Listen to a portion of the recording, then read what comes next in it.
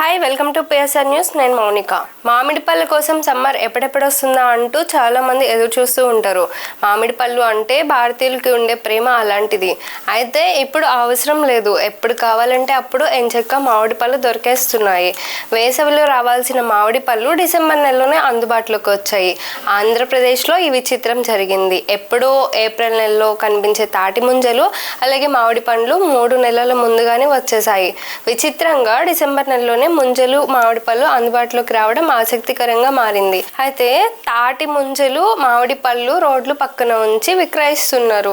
ఇదంతా చూసి కొందరు అవాకవుతున్నారు, మరి కొందరు వీటిని కొనుగోలు చేస్తున్నారు. వాస్తవానికి ప్రతి ఏటా వేసవి కాలంలో అలాగే ఏప్రిల్ నెలలో తాటి ముంజలు అనేది సీజన్ ఉంటుంది.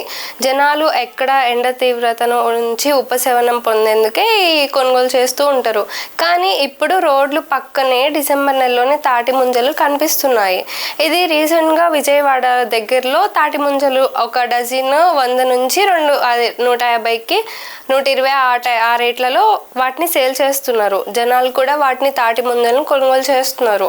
అయితే కొంతమంది మాత్రం డిసెంబర్లో తాటి ముంజలు ఏంటా అని చర్చించుకుంటున్నారు. కానీ నెల్లూరు జిల్లా ఉలవపాడు ప్రాంతంలో తోటలోని 2000 చెట్లతో మామిడి పండ్లు దిగుబడి వచ్చిందంట. మొత్తం 4 టన్నుల మామిడి పండ్లను విజయవాడ కృష్ణలంక సమీపంలో ఆ రోడ్ల పైన సేల్ చేస్తున్నారు వీటిని. అయితే వీటిని కిలో 200 నుంచి 300కి సేల్ చేస్తున్నారు. అయితే డిసెంబర్ నెలలో తాటి ముంజలు అలాగే మామిడి పళ్ళు ఎలా వచ్చాయని ఆరా తీస్తే ఇవి పైరుకాపు ఉత్పత్తులని 100 చెట్లలో కొన్ని ఇలా ముందే కాస్తాయని చెప్తున్నారు రైతులు. అందుకే ముందే ఇలా పంట దిగుబడి వచ్చింది అని చెప్పేసి అంటున్నారు. వాస్తవానికి 3 మామిడి పండ్లు తాటి ముంజలు ఏప్రిల్ నెలలో అమ్మకాలు చేస్తారు.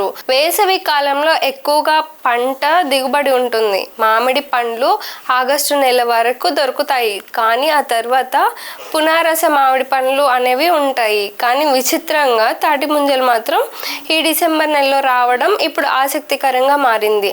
అదే దీనిపైన ఎక్కువ డిస్కషన్స్ అయితే జరుగుతున్నాయి. సో చూసారు కదా, ఇది ఈరోజు అప్డేట్. మరొక అప్డేట్తో మేము ముందుకు వస్తాను. అప్పటి వరకు చూస్తూనే ఉండండి పిఎస్ఆర్ న్యూస్.